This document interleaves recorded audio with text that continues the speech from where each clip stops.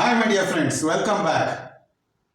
In an earlier video titled Own Your Startup, available on our channel, the link to which is shared here, I talked about coping with job losses and owning your startup as a measure to enhance lifestyle and productivity by being self-reliant. The wave of digital revolution is moving into the virtual space much faster than expected. Something that exists in the abstract form is virtual. Internet is virtual space. In this session, we will see what is the best way forward to confidently take on the digital revolution. Let us start with a live example. You may have all heard about cryptos, the digital currency. These are again virtual, and if you wish to know more about this, Google it. India is fast moving into digital space. The government recently accepted and the latest union government budget proposed to tax gains from cryptocurrencies as like any other capital gains, but with a different rule that the long-term capital gain tax exemption will not apply. Why will a government tax something which may not be a legal tender? Something to ponder about here. I take here the example of a very prominent crypto of today, which was invented in 2008 and came into use in 2009. In April 2011, it was $1 or rupees 60 approximately. It rose 3000% to 3000 dollars in just about 3 months. Invented in 2008, when the banks crashed leading to 2008 recession, this crypto came into use in 2009. That's Bitcoin. 65% of the world's GDP is predicted to be digitized by 2022. 70% of organizations and businesses around the world have opted for a digital business strategy. When the pandemic hit, North America took the largest leap in digitization, with 60% of its products and services now fully or partially digitized. Source McKinsey.com. Let's discuss about the technology growth projections by 2024-2025.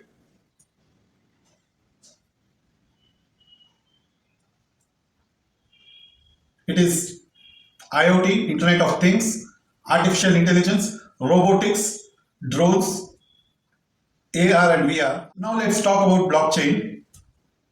Cryptos are based on blockchain technology. We will explain this in another video at a later stage. Now this is where the crypto asset users have been.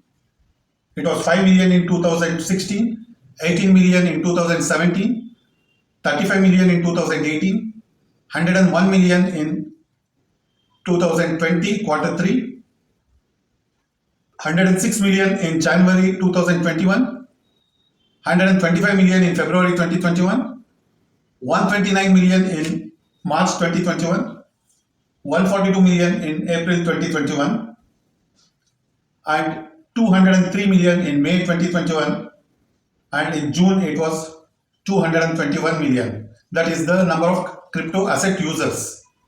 The volume of cryptocurrency transactions grew by $15.8 trillion in 2021 itself. As of January 2022, there are 16,598 cryptocurrencies in existence. 9,631 active cryptocurrencies are there now. Let us see Bitcoin, how it grew from March 2010 onwards. It was at the minimum at $0.003. In 2011, it was $2. In 2012, it was $13. In 2013, it was $600 to 1,000. In 2014, it was $442, 630. In 2015, it was $395 to $504. In 2016, it was $600 to $780. In 2017, it jumped to $13,800. And in 2018, it was again at $6,200. In 2019, it was $3,300. And in 2020, it had reached $29,244.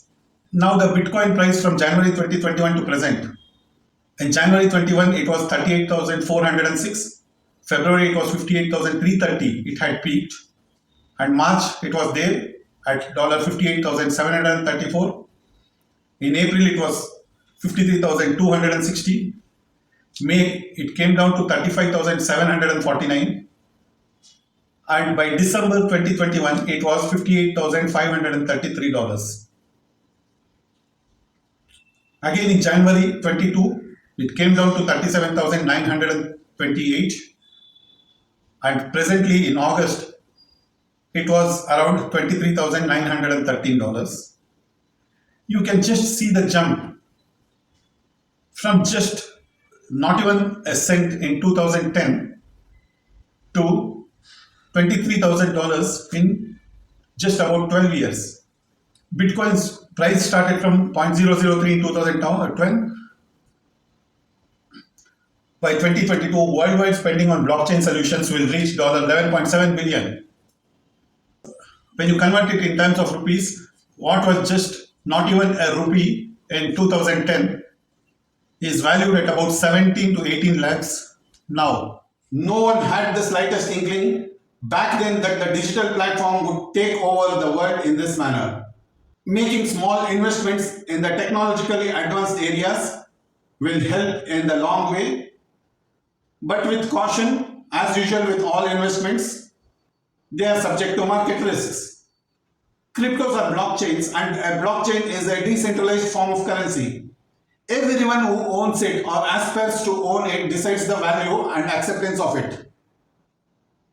Whereas a conventional currency is centralized form of currency. These are issued and regulated by the respective central banks. I will touch upon on the centralized and decentralized forms of digital currencies and other aspects at a later part in this video. It goes on to prove that the technological advancement, that is the change of the last 10 years, is equivalent to that in the last century before that. I stated this in my earlier video too. Now let us see the process of earning or making money. There are 4 ways of earning as known to us till date. The first one, the job or the employee. Second, the entrepreneur or the self-employed. Third, the business owner or the employer. Fourth is the investor. Let us see each one of these cases. Number 1 is the job or an employee. An employee is attached to a job and gets paid on the basis of the time they put in. Here the time is a limiting factor. You have only a certain number of hours a day that you can spare for work. Beyond it is impossible. Besides, as you grow your income, you have a huge tax burden that you cannot avoid. So your earnings are always limited. Next is an entrepreneur or a self-employed. An entrepreneur is a self-employed person doing work on their own and most often earning with their limited capabilities in their area of expertise. As per the need, an entrepreneur may hire other services or source materials from external suppliers. The third is a business owner or an employer. A business owner or an employer most often owns a company or a firm and has employees working for them. The earnings are multifold higher with respect to the time they invest. This is because they have the ability to buy the employee's time. In turn, the employee gets paid, of course, but a business owner is able to multiply his earnings, as the more time the employees invest, the more is the employer's earning. Say for example, as an employee, you make 1 equipment in a month and sell it. But with your talent, if you make 30 equipment a month by hiring, say 5 people, then your income increases because you are offloading certain part of the work that requires lesser skills, in this case to people with appropriate skill set, and thereby you are able to utilize your time effectively to maximize your earnings. That way you can also hire people with better skills that you are not acquainted with and earn as well as learn with their work too. Now the last one is an investor. An investor is a person who will invest into others' ventures and gains out of the profits. An investor maximizes his riches merely out of their intellectual ability. For them, not much of physical work is involved. They invest in the businesses, making profits and are rewarded for the risks in investments that they take. Now, there are two common inputs among all the above. That is the efforts and the talent. Efforts are dependent on the physical and psychological abilities of an individual, and talent is based on the education and one's own abilities of learning. Sometimes talent is inborn too. Talent is also termed as expertise at times, which mostly is a result of experience. For an investor, talent plays an important role. For an entrepreneur, businessman, or an employee, the talent and efforts are both important at varying degrees. So, which is better? Earning on talent alone, while sparing efforts to follow things that are passionate to oneself might be an effective way. The world is moving towards talent as a means of earning. That is what we call as knowledge era has begun. We will see more and more automation, more of robotic manufacturing, pre-assembled parts supplied to project sites. There are huge advantages for an investor in doing so. Needless to mention, there is lesser human intervention in manufacturing, added with more consistency in quality of products and processes. These will only take away more jobs in the future in all areas of the economy. I had cited a few examples in my earlier video, Own Your Startup. Let me take one more. Over the past 25 years, I am witness to the way the construction industry has evolved. In the 1990s, the construction of high-rise buildings were happening completely at site. It used to take anywhere between 2 to 4 years for a high-rise to come up. It slowly moved from RCC slab casting and brick and mortar laying at site to precast concrete walls, which only had to be fitted in the site in the 2000s. It has taken shape to precast columns, ceiling slabs, and exterior glass facade and precast concrete walls that have to be just assembled at the site. Of course, the glass facading was there even in the 2000s, maybe not earlier to that. By manufacturing all this in a controlled environment, there is standardization with the quality no longer dependent on the vagaries of the site personnel and the conditions. The transportation cost may increase to some extent, but it has taken away a large chunk of unskilled and semi-skilled jobs. One need to only cast a strong foundation at site now. The earthwork has been taken over by machines already. What will all this labor do? Sit and wait for jobs? No, it is not going to happen. A high-rise building that used to take 2 to 4 years to construct in 1990s will just take 6 months to 1 year now. This with better cash flow for the companies and lesser uncertainties. Another story to drive home the point. The other day when I was hanging out with my niece, I was telling her what life was like when I was her age. I was ever curious about how something worked. I always looked up on Encyclopedia Britannica. She had no idea what it was. She opens up her iPad. Guess what her source of information is?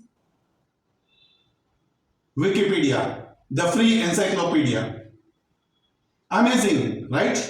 You can fit the entire Encyclopedia Britannica into one page of Wikipedia. What really happened here is in one generation, a 240-year-old institution became irrelevant and redundant. Well, we know the decentralized system is how internet happened. The real difference here is how the real content gets created with the internet and with Encyclopedia Britannica. Encyclopedia Britannica was highly centralized. Encyclopedia Britannica would go out, hire 4,000 contributors. They create the content, they go out and sell it. Only the people that bought the Encyclopedia Britannica would have access to the content. Encyclopedia Britannica has centralized content, while Wikipedia is all about decentralized content. That means anybody can contribute content on Wikipedia and anybody can read Wikipedia. In the end, Wikipedia has 270,000 active editors monthly. The other big difference is speed. Next time, when you are watching a big sporting event, just see how fast it gets updated on the Wikipedia page. Usually, it happens in just a few minutes. So Wikipedia is one example of how internet changed our world by decentralizing information.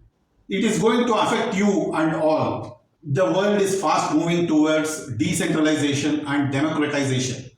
So we must not be feeling wanting someday left behind. Why should I give these examples?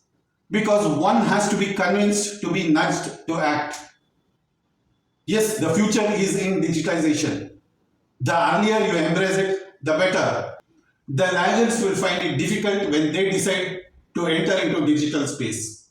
The earlier you do it, the better. It helps you keep pace with the technology. Friends, there we end this session, promising you to take up more and more topics on self-development in future. We look forward to your continued support by pressing the like button in case you have liked this video and subscribing to our channel. Thank you.